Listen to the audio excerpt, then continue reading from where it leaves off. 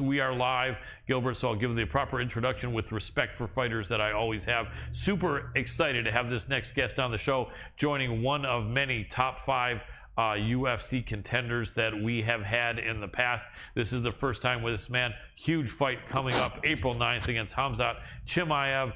This is a man who's been a contender for so long, jiu-jitsu master. The guy has a balanced game plan. The guy's one of the most respected and I think liked fighters. I don't know anyone that doesn't like Gilbert Burns. Please welcome to the show the man they call Dorino, Gilbert Burns. Welcome, my friend. My pleasure, brother. Thank you guys for having me here. I'm super excited. Big fight coming up. A lot of good things happening. So thanks for having me. You're welcome. Absolutely, man. You've always been a guy that I feel like if I was ever a professional fighter, I would like to have like the attitude and the vibe you have, because you're relaxed and you're friendly. Like, I think in the past, maybe some guys can get you pissed off, but it's not easy. You have like that Zen master type of a philosophy that's unusual for a guy in their 30s. Usually guys maybe have that in their 40s or in their 50s. But what do you attribute to this relaxed, positive, friendly mindset that you have almost all the time? He's a martial arts, you know. I think he's from the martial arts. I think from the jiu-jitsu, where my roots, where I came from, a lot of respect, you know.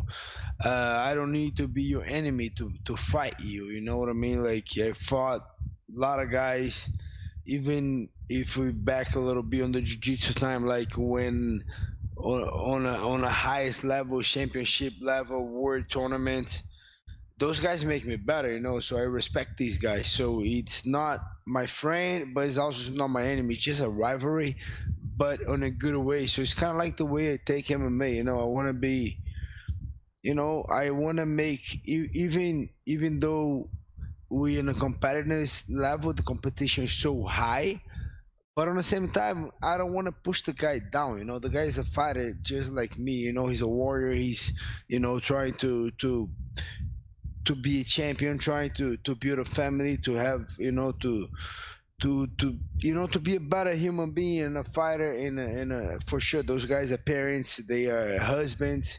So why am I gonna bring the guy down? You know, why not just, you know, for sure, gotta be entertaining. We gotta sell the fight. But I try to be as most respectful I can, because I think because of that roots from the jiu-jitsu. Absolutely, and I agree.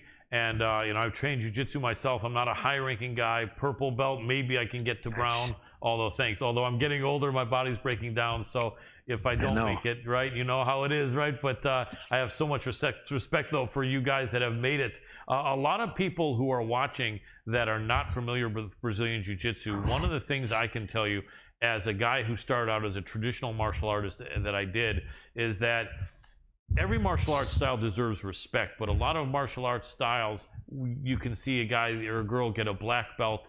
They're not so good, but they've showed up for class 3 or 4 days a week for 2 years or for 3 years. And in Brazilian Jiu-Jitsu, I think the average amount of time it takes to get your black belt is what, 7 years or to 9 to 10 years? Yeah, around 5 to 10 years, depends. Especially if you don't start as a young, you know. Those guys start at 16, 17. They can get a black belt super quickly because of the competition. But the guys that get a little older, over 30, 40s, yeah, it's gonna take a little while. I don't think it would take, if you consistently, if you're doing like 2 to 3 times a week, if you're being consistent, I don't think you're gonna take 10 years. But you know, it depends. Each case is different. You know, a couple guys evolve so fast. Couple guys, you know, sometimes your path is a little harder. You gotta stop a couple times, come back, injuries. But I would say 7, 8 years in that frame a little bit for a normal person. Exactly, and they don't get handed out easily. For someone to get a black belt, right? You need to go to a level of discomfort and pain consistently to be able to get that, because you know, the teacher's reputation is on the line when he puts a black belt around someone. And so it means something. And what I like a lot also is that you'll see sometimes in standard traditional karate, also no disrespect for that, but you'll see sometimes a 7 or 8 year old child with a black belt around him. And I remember just thinking that this is ridiculous. This 7 or 8-year-old child who's 4 feet 5 inches tall, who weighs 90 pounds, he can't beat any adult male. He probably can't beat many adult females if he was in the street and they put a black belt around him. And this is wrong, in my opinion. And I think Brazilian Jiu-Jitsu, the highest you can get, I think before you're 16, is like a blue belt, isn't it? They even have a thing before the blue belt, like a green belt. Whenever you kind of before you're 16, the only thing you can get is if I'm right, it's a green belt. I don't like that thing as well. When you have kids, freaking 7, 8, 9, 10 years old as a black belt. I think black belt means a lot more than that. Not the technique. It means a lot of discipline. It means a lot of like sweat and tears and freaking hard work, discipline, and not easy. It's kind of like it's very hard to compare it to a college degree or to a freaking Navy SEAL degree or something like that. But I think he's on that college. It's kind of freaking 5 years of a lot of studying, a lot of work, a lot of training. It's something that people like too young shouldn't be able to accomplish yet. Yes. I think you gotta make a level to the kids. Okay, the highest level you can get is right here, but not a black belt, And then I like the way they do in jiu-jitsu. To be honest, I don't like as much the way they do in karate, and I wish they would do something kind of on the same level with the wrestling, because you don't see a lot of like old guys over 30, over 40 doing wrestling, because the wrestling is very brutal. Yes. But I think they should do a league or a graduation system, kind of like a flow wrestling, something like that. They can keep doing wrestling, because I saw a lot of guys like they high level wrestler, but like they 50, they 40, they go to jiu-jitsu, they transition to jiu-jitsu to a no-gi. But in my opinion, someone have to invent that flow wrestling belt program, that you can be like, I don't know, black belt or division high, I don't know, in wrestling, and people could wrestle like that too. I think that's something that could be done very soon. I like that. I would like to see that. I think that would be very cool. Well, Gilbert, we've got about 10 more minutes left with you, so I definitely want to talk about this big upcoming fight, and I know it's what people want to hear about. This is a great fight. I know you're happy to get. You've won 7 out of your last 8 fights. You looked amazing in that last fight against Wonderboy. You were the underdog. I was there in person, and I think you did what many people expected that you couldn't do to Wonderboy. Yes. Right? I think many people you were reading were saying Wonderboy is going to stay away. Gilbert won't be able to take him down. Gilbert will get frustrated with the striking, and then Wonderboy wins the decision, or maybe we'll catch Gilbert with a kick in the head or a punch in the head, and then the fight's over. And you changed that very much to dominate in that fight. Your wrestling looked amazing. You looked like you really went for it. And I don't want to take too much time on that, because I know we want to talk about Chimaev, but was that fight the most important fight that you've ever been in? Was this why you fought so hard? Yes, always the next one. Now is Chimaev is my next super important fight, but at that moment that was going to that fight against Wonderboy with a lot of pressure. Just lost a title fight. He started very strong, but ended up losing by TKO in the 3rd round. And they give me a matchup that wasn't a favorite matchup for me. That was a very hard matchup. People were saying, oh, if Wonderboy wins, they go to a title shot. I think it feels like that was the plan, that the UFC want to do it. And it was very hard. But like you said, I wrestled so much again. I brought Raymond Daniels. I changed the whole strength conditioning to make sure I got all the access to that fight, all the steps, all the wrestling, all the strength. And then we did a very good game plan, and I was able to execute, and then yeah, there was a lot of pressure going to that fight. Absolutely, and I was there, and I'm pretty sure I did talk to you in the post-fight press conference afterward, because yeah, I remember you mentioned, I don't know if it was to me or to another reporter, that Raymond Daniels was so tough that actually he was a little bit more strong, a little stronger than even Wonderboy, so it prepared you so well for that fight. So yeah, a lot of respect to him. But this fight, let's talk about this Khamzat Chimaev. So this is an interesting fight. Obviously, you know this guy. This guy has so much hype. He's a unique guy. He's a crazy guy. He's so confident. He says that everyone in the top 5 he's going to play with. It'll be easy for him to beat everyone in the top 5 and this and that. But the guys he's beaten have been, maybe the highest ranked guy was number 20 or something like that. So he's making a big jump. And as you know, they say there are levels to these things, but the question is, we don't know. Is Khamzat a guy that should be in the top 10 or the top 5? Or is he a guy who's getting ahead of himself with all of his confidence? What do you think about that? We're going to find out April 9, but he's been doing a great job, like he's very tough, very good. The hype is insane, crazy. Yep. And yeah, they offer me the fight. I say yes, and we're gonna see. A lot of questions gonna be answered. Or he's that freaking guy that go out there and maybe beat me, or we're gonna shut down the hype. And I'm getting all the title shots. So we'll see. I do believe that guy is very, very tough. A very strong prospect, young, hungry, tall for the division, looks very strong. Very high level wrestling, good striking, power punching, good grappling. We'll see. We gotta like I did on the Wonderboy fight. I kind of found the blueprint.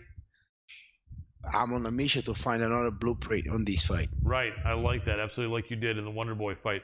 Do you think that Khamzat is more suited for 185? Like, if you were his friend, his brother, his coach, would you have him focus more on 185, or do you think it's fine for him also to be 170? I think it's got to be a hard weight cut for him to be 170. To be honest, I have no idea. I saw the guy, I think 2 times, and he was big when I saw him, but he was fighting middleweight when he fought Gerard in the UFC, or was that at that event. But I don't know, I don't train with the guy. I don't feel him. Right. He's super young. Whenever I was that young, I was cutting to 155 no problem. I think whenever you do the weight cut, you're very disciplined, you're consistent, you have a good nutritionist, a good team around you, you can make the weight. But it's hard, it's hard for me to answer that. Absolutely. Now, when someone is not as experienced as you are, because he's not as nearly as proven as you are, I think a lot of fight fans think, hey, if I'm the more experienced guy, I'm not going to be nervous in the main event. Like you've been in the main event before, you've had so many fights, it's past the point. I'm sure everyone gets a little bit nervous when they're fighting, but it's past the point, I think, when you're feeling like you felt the first time in the UFC with the lights and everything. You're not going to be nervous and scared and sick to your stomach like this, right? And a lot of people think maybe the other guy will. So a lot of fight fans will say, well, the smart thing, I think, maybe, is immediately Gilbert puts pressure on this guy, makes him uncomfortable, and then Khamzat's not going to feel good. He's not going to feel comfortable. He's going to feel something's going wrong. Is this something that maybe the more experienced fighter would like to do a lot, or is this not necessarily something that makes any sense? It is and it's not, because it's a lot of pressure going to a fight, and it's a lot of pressure for me going to a fight against a guy with so much hype and a very a high level fighter as well. He's been killing the competition that they give into him, and then now he's stepping up on a competition, but on the same way, I don't want to lose to this guy, So it's a lot of pressure on me too. Do I have more experience? Yeah, way more. He has 10 fights. I have 24 fights. being there, main event, co-main event from Conor McGregor, main event, fight for the title, fought former champion. I've been there many times, so that I think given me for sure a little bit of more advantage on dealing with the pressure, being there before, having that feeling. But yeah, I think I'm gonna try to use a lot of experience, but the strategy, I don't know. He's almost done, but I'm testing now. The way I want to fight, the way I think he's gonna fight.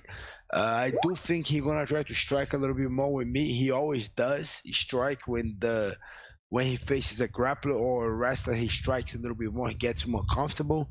I do think we're gonna strike a little bit, but I think I have so much power in my hands, a lot of speed. If I do connect something, he might go out. If he doesn't go out, he's gonna wrestle. And I'm looking forward to those scrambles, and not kind of giving up any position to this guy. And then we're gonna hit that place that I'm gonna start planting a seed on him, little seed of doubt, and then oh shit, it's not that easy. Wow, this guy's different. I don't feel like a Superman anymore. That's the seed that I want to plant on his mind during the fight. Absolutely, that makes a lot of sense. Let me ask my producer one thing. Dr. Edwardo, can you let our next guest know about 5 more minutes? Beautiful, appreciate it. So, Gilbert, how would you say Khamzat compares to some of your other opponents? I know you respect all of your opponents, but this is a question I think a lot of fans would like to hear your opinion on.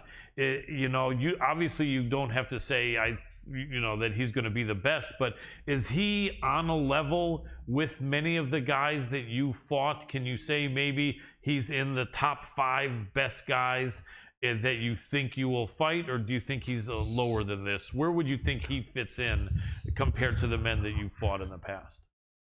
Yeah, I think he will fit on the top 5. I do believe he's very, very good.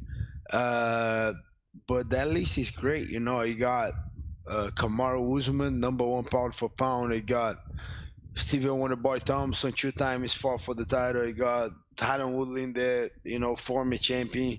I got Damian Maia in there, a couple times, a title, fought for the title.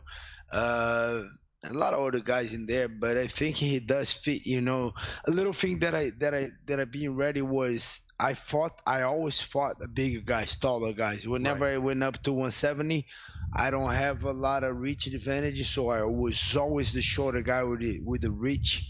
Wonderboy was tall, Kamaru was tall, Damian Maia was tall. All these guys were bigger than me, so the size it doesn't change as much. The wrestling, yeah, for Kamaru, he was a very good wrestler too. I fought Tyron Woodley, better wrestler than me too.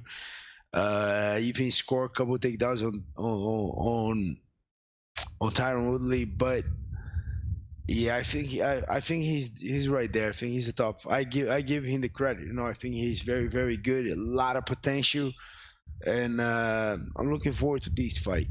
Definitely. Well, we've got only about 2 minutes left with you here. Gilbert, who's been helping you for this camp? If it's a secret, I understand, but I would imagine your brother, maybe Vicente Luque. Yeah, Vicente came a couple weeks before his fight got announced. I returned 3 weeks right here. Then he went to Brazil, finishing his camp with Bilal Muhammad. My brother's helping me every single time. Wagner Rocha with the jiu-jitsu. I have a couple new guys help me. I have 2 Russians that they ask me to don't say the names, but they giving me very, very good look from Khamzat. And I have all my coaches, Henry Hoof. I got Said Saparov. He's one of the Russians that's on the coaching staff now from Stanford MMA. This guy helped me big time. Dan Barzini, Greg Jones, and a lot of fighters too. A lot of fighters fighting on that card too. I got Ian Gary, Mickey Gall. I got my friend Jason Jackson. A lot of guys pushing me and helping me out for this fight. Very cool. And the team is primarily Sanford MMA that you train with, or is it a couple different teams? I know it used to be Black Zillions, but they don't call it Black Zillions anymore, right? No, Black Zillion was gone a long time ago. Then we moved to Combat Club. Then we did Hard Knocks 365, and now we Sanford MMA.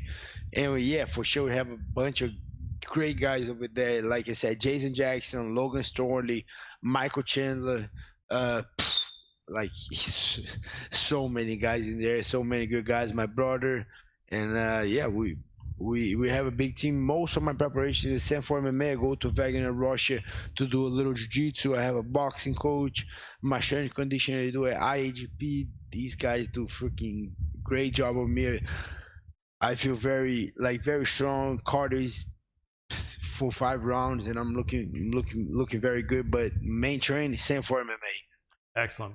Well, that's a great team and a great school. You got great guys there. We've interviewed Vicente Luque before. Very nice guy like yourself. I think both of you have great careers and will continue to win and have great futures. And hey, I really wanted to thank you for coming on. Gilbert, we've never had you on the show before, and I have a lot of respect for you. You're a guy with a lot of class and true martial arts honor and spirit, and that means a lot to me. And we'll definitely be cheering you on. Look forward to you having a great performance, and I want to wish you the very best of luck on April 9th.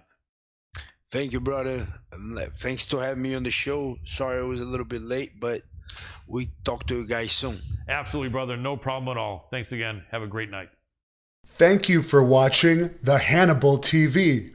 Please help me out and like this video, then click the subscribe and get notifications buttons so you don't miss any of my latest shoot interviews, match videos, or news updates. Follow us on Facebook at the Hannibal TV for more live streams and videos. And while you're at it, follow us on Instagram and Twitter at the Hannibal TV.